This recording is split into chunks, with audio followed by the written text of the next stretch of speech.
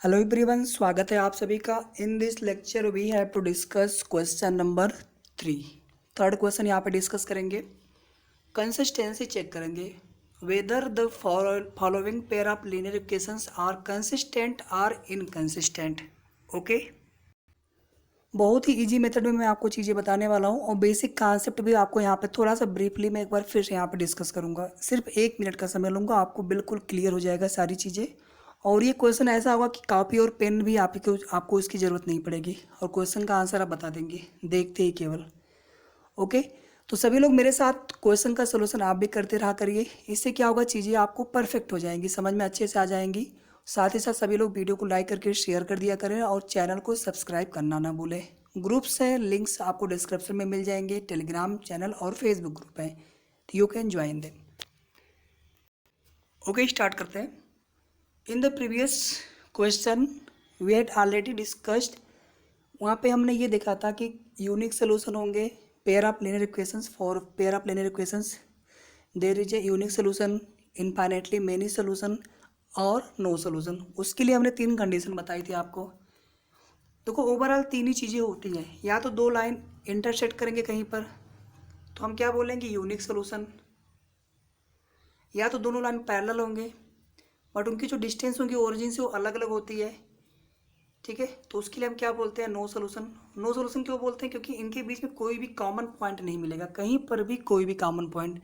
जब इंटरसेक्ट करते हैं तो एक कॉमन पॉइंट मिलता है तो हम बोलते हैं यूनिक सोल्यूशन, या फिर वन सोल्यूशन, सिंगल सोल्यूशन। तो यूनिक सोल्यूशन में क्या होता है, दोनों लाइन जो है एक्स और वाई एक्सिस के रिस्पेक्ट में totally different have a coefficient, means a1/a2 is not equal to b1/b2। जब नो सोल्यूशन होता है तो उस केस में क्या होता है, a1/a2 ये तो सेम होंगे b1/b2 के, क्योंकि बिल्कुल आप देखो इनकी जो ग्रेडियंट होंगे, ग्रेडियंट मतलब समझते हो आप लोग ना, एक्स और वाई एक्सिस के साथ ये लाइंस कितने एंगल से बनाते हैं, तो वो तो सेम होगा, मीन्स ये तो आपको सेम मिलता है, but is not equal to c1/c2 होता है, ये केस हो गया। और थर्ड केस में क्या होता है कि जब दोनों लाइंस इक्विवेलेंट और सिमिलर होती है, नॉट आइडेंटिकल। आइडेंटिकल मैंने नहीं बोला है, इक्विवेलेंट और सिमिलर मीन्स दोनों लाइंस क्या होंगी, कोइंसाइड करेंगी, एक के ऊपर दोनों लाइन रहेंगी। मैंने यहाँ पे 3 बार ऐसे ड्रा किया, आप इसको 2 लाइन ही समझेंगे, एक लाइन 2 लाइन। तो उस केस में क्या होता है, ये तीनों ही बराबर होते हैं ईच अदर, क्योंकि लाइंस इक्विवेलेंट है, सिमिलर है, रेशियो सेम होंगे। देखो, मैंने ये नहीं कहा कि ये वैल्यू बिल्कुल सेम होंगे, a1 = a2, मैंने ऐसा नहीं बोला, या b1 = b2, बट इनका जो रेशियो होगा फाइनली ये इसके बराबर होगा और फाइनली इसके बराबर होगा।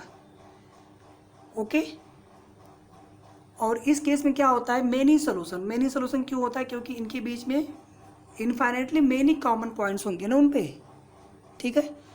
तो जब सोल्यूशन होता है, चाहे यूनिक सोल्यूशन हो या फिर इनफाइनाइटली मेनी सोल्यूशन हो, तो उस केस को क्या बोलते हैं हम लोग, हैं कि जो दोनों लाइंस है वो ईच अदर डिपेंडेंट हैं, या उसी के लिए हम लोग एक वर्ड यूज करते हैं, कंसिस्टेंट।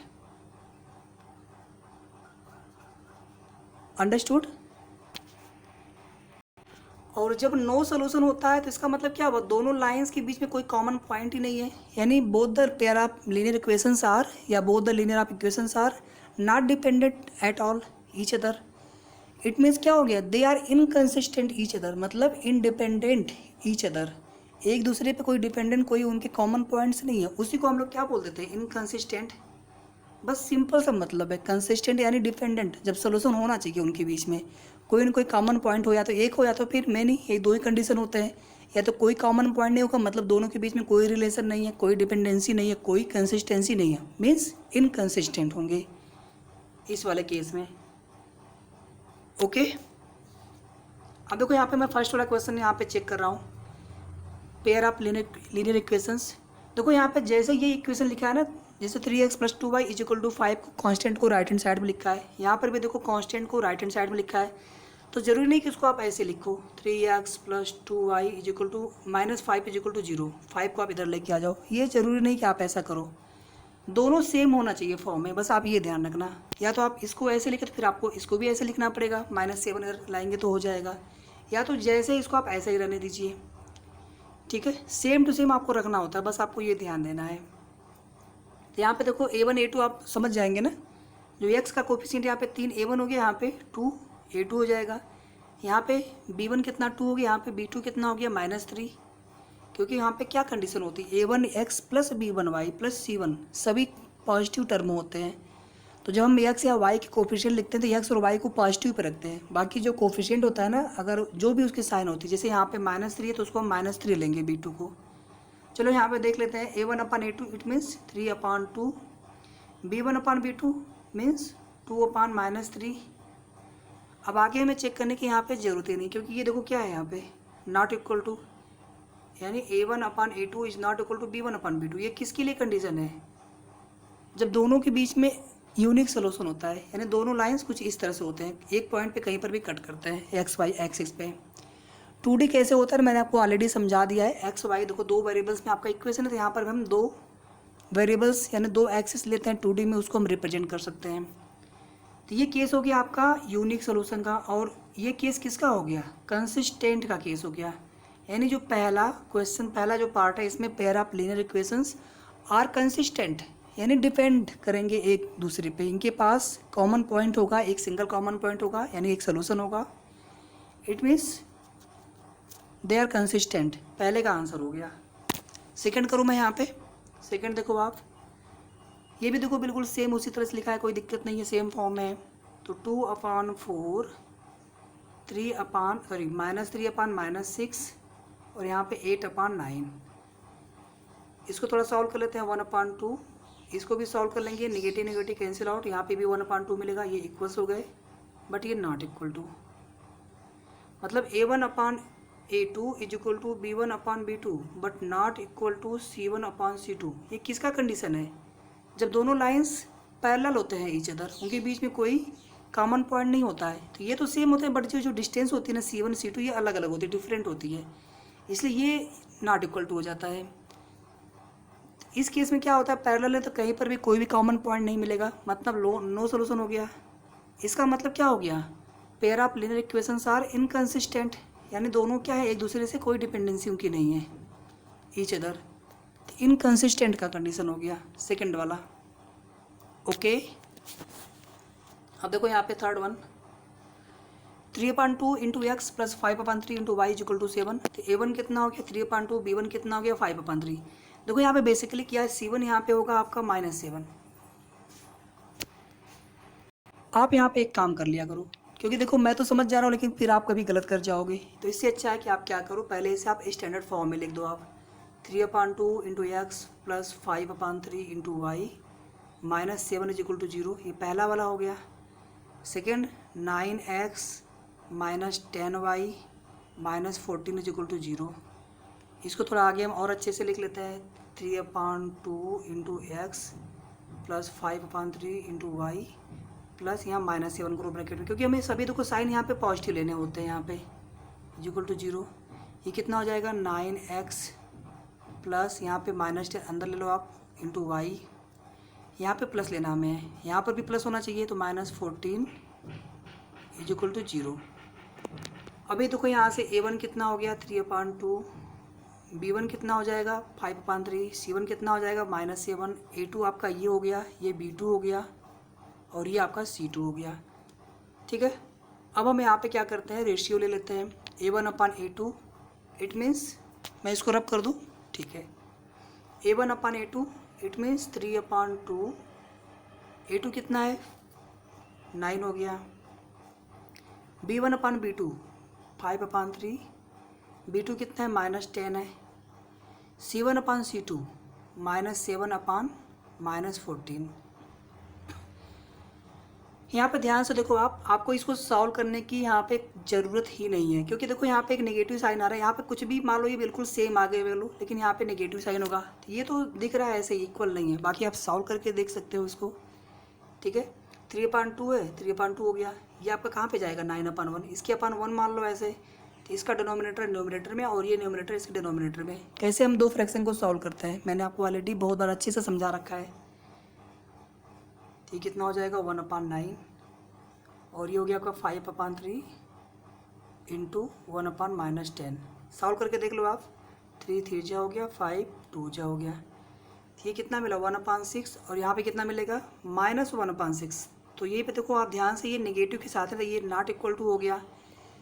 तो इसका मतलब क्या हुआ, A1/A2 is not equal to B1/B2। आगे आपको चेक करने की ज़रूरत ही नहीं है। तो ये किसका केस होता है, यूनिक सोल्यूशन का केस होता है, जब दोनों इंटरसेक्ट करते हैं एक पॉइंट पे, सिंगल सोल्यूशन होगा for the pair of linear equations. तो ये केस किसका हो गया, कंसिस्टेंट। चाहे इनफाइनाइटली मेनी सोल्यूशन हो या फिर एक भी सोल्यूशन होगा तो हम बोलेंगे pair of linear equations consistent each other. Okay, ये थर्ड वाले के लिए सोल्यूशन हो गया। फोर्थ वाला देखो आप, 5x - 3y = 11 and -10x + 6y = -22। मैं डायरेक्टली लिख सकता हूँ यहाँ पे रेशियोज। तो 5/A2 कितना है -10, B1 कितना है -3, B2 कितना है 6, C1 कितना हो जाएगा -11। इसको हम लेके आएंगे इस साइड में, क्योंकि हमें राइट हैंड साइड पे बिल्कुल जीरो रखना होता है। A1x + B1y + C1 = 0, उसी फॉर्म में हम यहाँ पे इसको देखेंगे। तो -11 ये -22 इधर आएगा तो कितना हो जाएगा, +22 हो जाएगा। सॉल्व करके देख लेते हैं इनको हम।